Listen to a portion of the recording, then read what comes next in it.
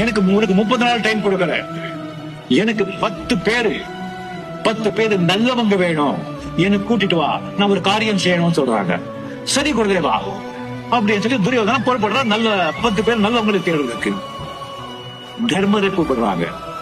தர்மராஜா, நான் ஒரு காரியம் செய்யணும், எனக்கு 10 பேர் கெட்டவங்க வேணும், 30 நாள் டைம் கொடுக்குறேன், ராஜ்யத்துல சுத்தி கொண்டு வாங்க சொல்றாங்க. அவரு போறாங்க. 30 நாள் முடியுது. துரியோதன வர்றா, வெறும் கையில வர்றா. என்ன துரியோதன ஆச்சுன்னா, மன்னிச்சிருங்க குருதேவா, நான் உன் ராஜ்யம் எல்லாம் தேடினேன், ஒருத்தன் கூட நல்லவன் கிடைக்கல, ஏதாவது ஒரு கெட்ட குணம் இருக்கு, அது என்ன காரியம் சொல்லுங்க, அதை நானே பண்ணி முடிச்சிருக்கேன் சொல்றாங்க.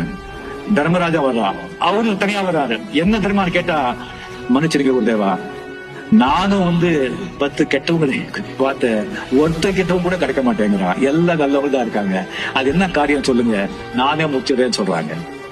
இதுல என்ன தெரியுதுன்னு சொன்னா, துரியோதன கெட்டவன், கெட்ட குணம் உள்ளவன், அதனால்தான் கெட்டவங்க தேடுறான்.